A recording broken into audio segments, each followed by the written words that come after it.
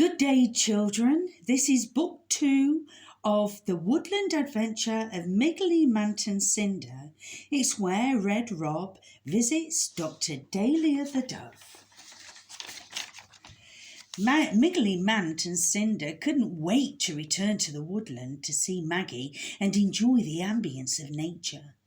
Dr Dalia the Dove lived in a beautiful little house under an old bridge. It once had water flowing through, although over the years the water had dried and the once flowing canal was disused and dry. It was now covered in lush green grass, shrubs, and was a haven for all manner of wildlife. Redrob the Robin flew onto the bridge, tapping gently on the door. A voice called from within, "Please do come in." As he entered, he was greeted with the gentle smiling face of Dr Dalia the Dove. "Good morning, Redrob," she said as she placed her glasses upon her beak. "Please do come and sit down." Redrob smiled. "Good morning, Dalia. It's lovely to see you," he said, looking up from her notes. "So, Redrob, what can I do for you?" she asked. It appears I have a slight problem with one of my claws," lifting it in the air. "I'm finding it hard to grip onto branches and almost fell from a tree the other day." "Oh dear, we can't have that, can we, children?" Dalia rose from the chair. "Let me take a look," walking over to him and examining his claw. "Ah, there is the problem. You have a little abrasion on the second claw." She walked to a small cabinet, picking up a jar of green sticky gum, dabbing a little on the abrasion and wrapping it in dressing. Looking at him, she said, "I advise you to go straight home and put your claw up for the rest of the day." Whilst walking back to her desk, "There will be no shenanigans with Harry Boy the Hawk today, I'm afraid." Redrob frowned, saying, "Oh, we plan to train for the winter races. He's expecting me at the Woodland school." Dr Dalia removed her glasses. "You won't be going to the winter races if you don't dress your claw. Make your way home and I will send a message to let him know you will not be training today." Redrob sighed. "Oh, very well." He knew it was no use trying to persuade her otherwise as he headed for the door, saying, "I will come back tomorrow. Hopefully I can get back to training then. Thank you for your help, Dalia," forcing a smile. Dalia chuckled because he looked like a silky little fledgling. "Let's hope so, Redrob. I will see you bright and early tomorrow." Harry Boy the Hawk was one of Redrob's oldest and dearest friends, and although they were very different, they got along extremely well. They were training as racing partners in the up-and-coming winter races, which was a big deal in the woodland, and everyone who was anyone would be there. At home, Redrob sat in his comfy chair, resting his claw, sipping an acorn tumbler of berry juice, when suddenly a knock came to the door. To his surprise, it was Maggie the magpie, holding Cinder the twig in her beak, with Migly Mant the ant perched on her head. Cinder was wearing the biggest smile. "Good day, Redrob." Stunned, he welcomed them inside. "My word, this is a surprise." Maggie placed Cinder on the table and explained how Cinder asked if she would carry them to visit. Migly Mant the ant climbed down Maggie's beak and stood next to Cinder on the table, saying, "I hope you don't mind us dropping in on you like this." Redrob smiled. "Of course not. It's jolly nice to see you both again." Maggie explained she had to hurry home, concerned what her young fledglings were getting up to, and arranged to return later in the afternoon to transport them back.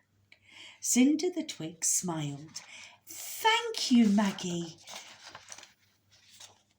Migly Mant bowed his head and tilted his cap.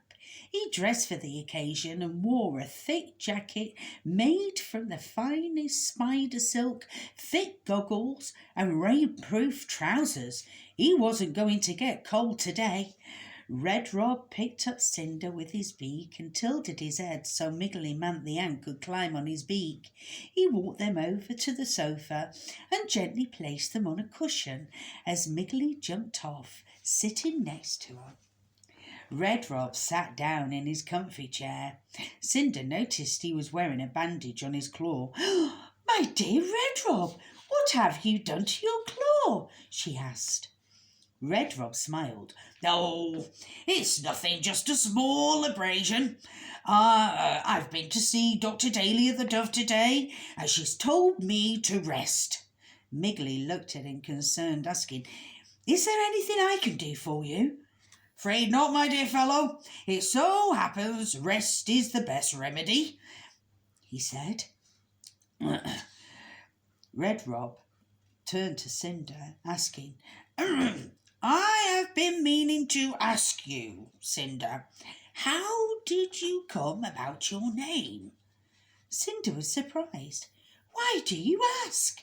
she inquired, and began to tell him of the seagull friend who told her she was a cedar tree and nicknamed her Cinder the Cedar.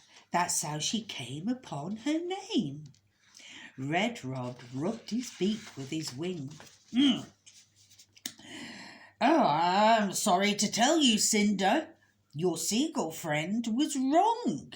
It appears cedar trees are evergreen and don't have leaves that drop off in the autumn like yours do. You are, in fact, a London plane." Cinder was shocked and felt a little embarrassed as she introduced herself to everyone as Cinder the Cedar. "Oh my, how embarrassing!" Migly was silent and didn't know what to say.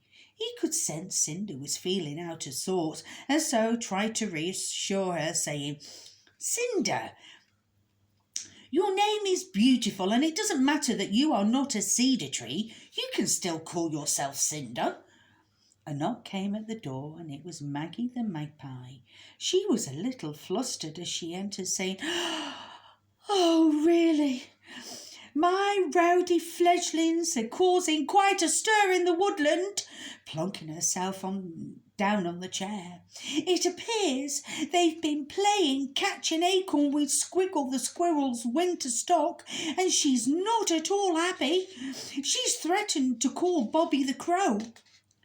Redrob rubbed his beak with his wing, saying, "I think it's time you got your boys into school, Maggie. They will cause far less trouble there."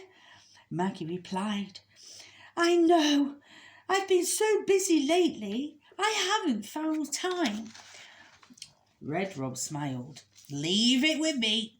I know Merlin has some places left in the Woodland School of Excellence. He's the headmaster and doesn't put up with any nonsense. He'll make your boys toe the line, Maggie." "I will be most grateful, Redrob, as they are becoming troublesome to the Woodland neighbourhood." Cinder could sense her stress, and she was almost at the end of her tether with her fledglings, and wondered if there was anything she could do to help. She thought for a while, then said, "Maggie, maybe I can mind your children until you get them into school. I am very good at singing, art, and literature." Maggie stared at Cinder. "Really? I am grateful of any help, as I'm really busy at the moment preparing for Father's Badger's Spirit of Winter festivities." Migly was intrigued and asked, What is the spirit of winter festivities? They'd never heard of such a thing. Maggie told them of the gathering of all the woodland creatures to celebrate the spirit of winter festivities and the coming of the new year. It was the event of the year, with acrobats, music, dancing, and an event not to be missed. Migly could feel himself becoming a little giddy at the thought of attending such a festivity. Cinder listened and could imagine the merriment of the occasion. It sounded fabulous. Maggie invited them to attend as guests of honour. Migly, Mant the ant relished the thought of attending such a festivity and looked forward to wearing a new suit. Cinder kindly accepted her invitation and felt a rush of excitement throughout her twig. Maggie rose from the chair. Right, are we ready to go? She picked Cinder up from the cushion, bowing her head so Migly could climb aboard. They bid farewell to Redrob the Robin, thanked him for his hospitality, and were soon flying over the industrial estate back to the scrapyard. Maggie placed Cinder the twig on her branch. Suddenly there was a flash of light, and she was back inside her tree. Migly couldn't wait to choose an outfit to wear for the spirit of winter festivities. Until the next adventure of Migly, Mant and Cinder. Bye for now, children.